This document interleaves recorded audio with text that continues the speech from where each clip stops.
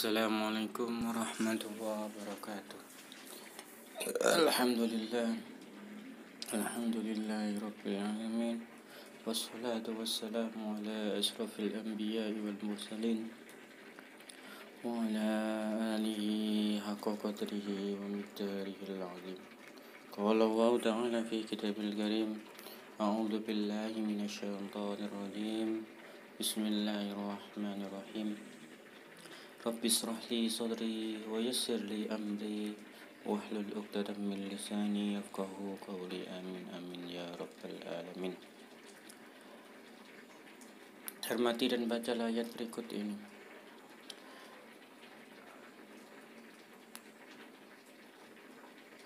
Kullun amana billahi wa malaikatihi wa kutubihi wa rusulihi.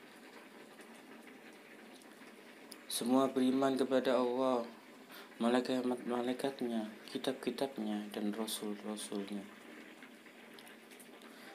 Anak-anak, ayat di atas menjelaskan kepada kita bahwa orang yang beriman sudah pasti beriman kepada Allah, malaikat-malaikatnya, kitab-kitabnya, dan rasul-rasulnya.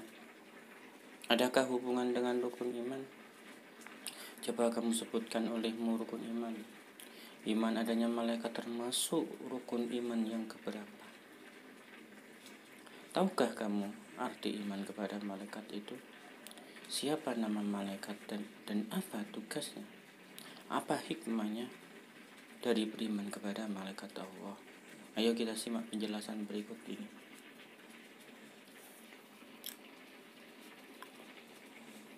Beriman kepada malaikat Allah. Amati dan ceritakan gambar berikut ini.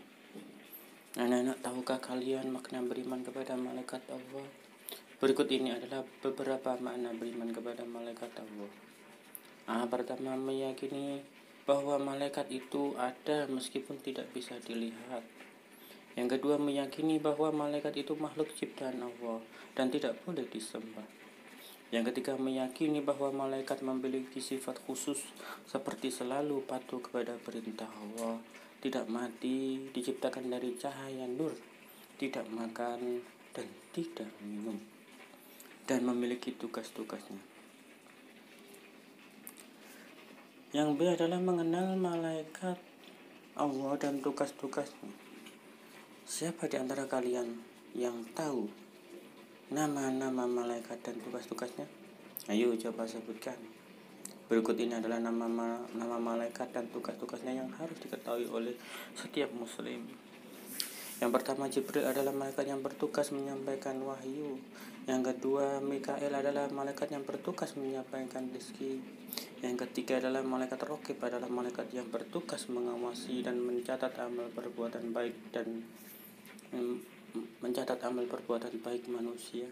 Yang keempat adalah Atid, adalah malaikat yang bertugas mengawasi dan mencatat amal perbuatan buruk manusia. Yang kelima, malaikat Ridwan, adalah malaikat yang bertugas menjaga pintu surga. Yang keenam adalah malaikat Malik, adalah malaikat yang menjaga pintu neraka. Yang ketujuh adalah malaikat Israel, adalah malaikat yang bertugas mencabut nyawa.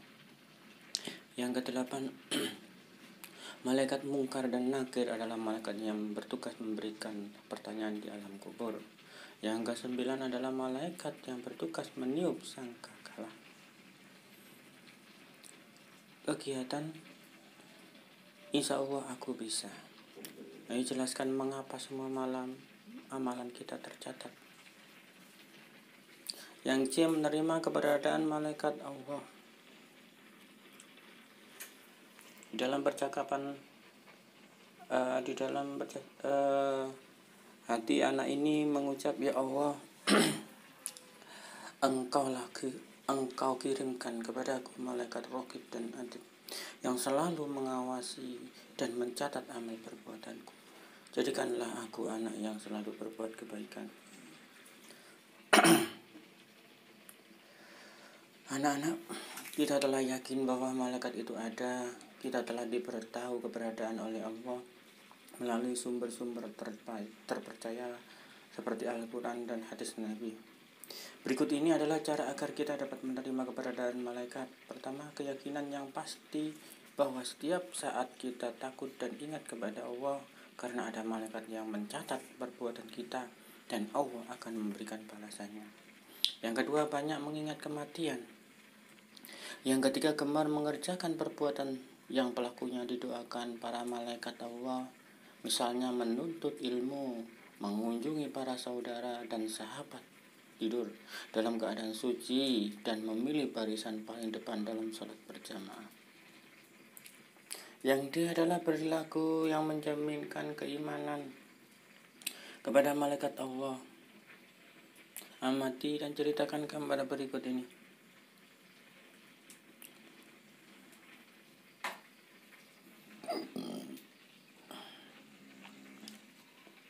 Gambar ini adalah anak sedang memberikan uang kepada orang miskin. Ya, ini adalah termasuk hikmah beriman kepada beriman kepada Allah ya, beriman kepada malaikat, karena amal kita dicatat oleh malaikat.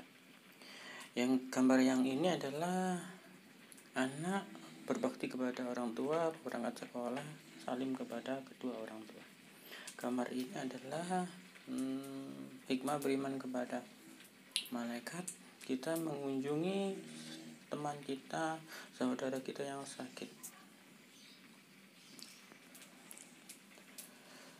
Nah, anak-anak, penjelasan tadi adalah gambaran tentang beberapa perilaku yang mencerminkan keimanan kepada malaikat Allah.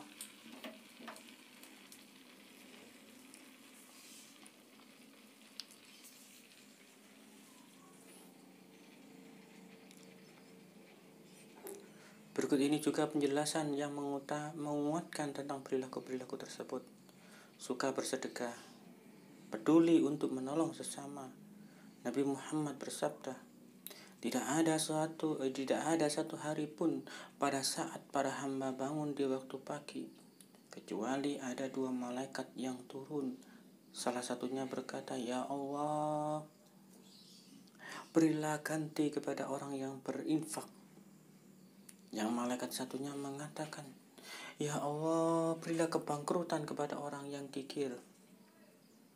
Yang kedua, gemar menjalankan perintah-perintah Allah dan meninggalkan larangan-larangannya. Misalkan, berbakti kepada orang tua, menghormati guru, dan menghargai kepada sesama. Selain itu, mengunjungi orang yang sakit dan mendoakannya, mengunjungi saudara atau tetangga, dan sebagainya. Semua amal perbuatan kita akan dicatat oleh Allah, malaikat Raqib dan Atid, sebagaimana Allah berfirman, Bismillahirrahmanirrahim. Ma yalfidhu min qawli illa ladaihi raqibun atid. Tiada suatu ucapan pun yang diucapkan melainkan ada di dekatnya malaikat pengawas yang selalu hadir. Al-Qaf ayat 18. Rangkuman materi ini adalah malaikat adalah makhluk Allah yang gaib karena tidak bisa dilihat oleh manusia. Kita beriman adanya malaikat karena Allah yang telah memberitahukannya. Yang kedua adalah ada 10 malaikat yang wajib kita ketahui, yaitu Jibril, Mikail, Raqib, Atid, Ridwan, malaikat Israil, Munkar, Nakir, Israil. Para malaikat tersebut memiliki tugas masing-masing dari Allah. Kita harus menerima keberadaan para malaikat tersebut dengan keyakinan bahwa malaikat itu ada. Setiap saat takut dan ingat kepada Allah. Banyak mengingat kematian, gemar mengerjakan perbuatan yang didoakan malaikat. Yang keempat adalah perilaku pergaulan sehari-hari yang mencerminkan keimanan kepada malaikat Allah adalah gemar bersedekah untuk menolong sesama, gemar berkunjung kepada kerabat dan orang-orang yang beriman, gemar menjalankan perintah-perintah Allah dan lainnya, serta meninggalkan larangan-larangannya.